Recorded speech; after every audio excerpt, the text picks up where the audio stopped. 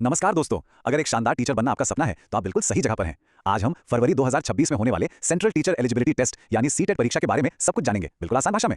तो लीजिए, जिसका इंतजार था वो घड़ी आ गई है। Central board of secondary education यानी सीबीएसई ने अगले सीटीईटी एग्जाम का ऑफिशियल नोटिफिकेशन जारी कर दिया है। देखिए, ये सिर्फ एक अनाउंसमेंट नहीं है, बल्कि उन हजारों लाखों लोगों के लिए एक बहुत बड़ा मौका है जो टीचिंग में अपना करियर बनाना चाहते हैं। तो चलिए इस सफर की शुरुआत करते हैं। तो इस ऑफिशियल अनाउंसमेंट में क्या क्या जानना जरूरी है, चलिए एक एक करके सारी जरूरी बातों पर नजर डालते हैं। तो सबसे पहले ये सीटेट आखिर है क्या। देखिए, आसान भाषा में ये एक नेशनल लेवल का एंट्रेंस टेस्ट है। अगर आप इसे पास कर लेते हैं तो आप केंद्र सरकार के स्कूलों में क्लास 1 से 8 तक पढ़ाने के लिए एलिजिबल हो जाते हैं। कह सकते हैं कि ये टीचिंग करियर में एंट्री का एक टिकट है। सीटीईटी में ना 2 पेपर होते हैं। पेपर आई उन लोगों के लिए है जो छोटे बच्चों यानी क्लास 1 से 5 तक पढ़ाना चाहते हैं, और अगर आपका टारगेट क्लास 6 से 8 के स्टूडेंट्स हैं तो आपको पेपर 2 देना होगा। और हाँ, आप चाहें तो दोनों पेपर एक साथ भी दे सकते हैं।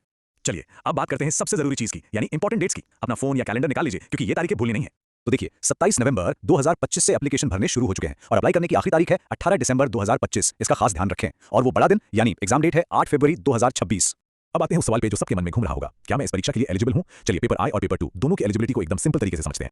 पेपर आई यानी प्राइमरी टीचर के लिए कई रास्ते हैं। सबसे कॉमन तरीका है कि आपने 12वीं के साथ एलिमेंट्री एजुकेशन में 2 साल का डिप्लोमा किया हो। इसके अलावा अगर आपने 4 साल की बीईएलएड डिग्री की है या फिर ग्रेजुएशन के बाद डिप्लोमा किया है तो भी आप अप्लाई कर सकते हैं। अब पेपर 2 की बात करें तो इसके लिए ग्रेजुएशन जरूरी है। अगर आपने ग्रेजुएशन के साथ एलिमेंट्री एजुकेशन में डिप्लोमा किया है या फिर बीएड किया है तो आप पूरी तरह से एलिजिबल हैं। बस अपनी क्वालिफिकेशन के हिसाब से सही ऑप्शन चेक कर लें। और एक बहुत ही बढ़िया खबर, सीटेट एग्जाम देने के लिए कोई अपर एज लिमिट नहीं है। मतलब अगर एजुकेशनल क्वालिफिकेशन पूरी होती है तो किसी भी उम्र में ये परीक्षा दी जा सकती है। तो एलिजिबिलिटी चेक हो गई, बहुत बढ़िया। अब देखते हैं कि अप्लाई कैसे करना है। पूरी प्रोसेस ऑनलाइन है और हम आपको स्टेप बाय स्टेप गाइड देंगे।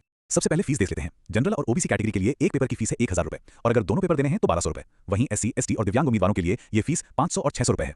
अप्लाई करने का तरीका काफी आसान है। सबसे पहले ऑफिशियल वेबसाइट setet.nic.in पर जाकर रजिस्टर करें, फिर अपने एप्लीकेशन नंबर और पासवर्ड से लॉगिन करके पूरा फॉर्म भरें, फोटो साइन अपलोड करें, फीस पे करें, और हाँ, सबसे आखिर में कंफर्मेशन पेज डाउनलोड करना बिल्कुल मत भूलिएगा। तो फॉर्म भर दिया, अब शुरू होती है असली तैयारी।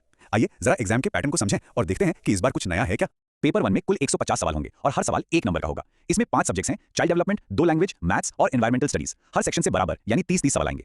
पेपर 2 का पैटर्न भी लगभग वैसा ही है। पहले 3 सब्जेक्ट्स तो कॉमन ही है, लेकिन जो चौथा सब्जेक्ट है वो आपके ग्रेजुएशन पर डिपेंड करेगा। या तो आप मैथ्स और साइंस चुनेंगे या फिर सोशल स्टडीज, और इस एक सेक्शन से ही पूरे 60 सवाल आते हैं। और ये है इस बार का सबसे बड़ा गेम चेंजर। सीबीएसई अब रटने वाले ज्ञान से आगे बढ़ रहा है। इस बार का पेपर आपके कॉन्सेप्ट की समझ, प्रॉब्लम सॉल्विंग स्किल्स और क्रिटिकल थिंकिंग को टेस्ट करेगा। ये एक बहुत बड़ा बदलाव है और ये दिखाता है कि भविष्य के टीचर्स में क्या क्वालिटीज होनी चाहिए। और एक और जबरदस्त खुशखबरी, अब सीटेट का सर्टिफिकेट सिर्फ 7 साल नहीं बल्कि जिंदगी भर के लिए यानी लाइफ टाइम वैलिड है। मतलब एक बार एग्जाम पास कर लिया तो फिर कोई टेंशन नहीं। तो दोस्तों, सीटेट सिर्फ एक एग्जाम नहीं है, ये देश का भविष्य बनाने की जिम्मेदारी उठाने का पहला कदम है। तो सवाल ये है कि क्या इस चुनौती के लिए तैयारी शुरू कर दी जाए।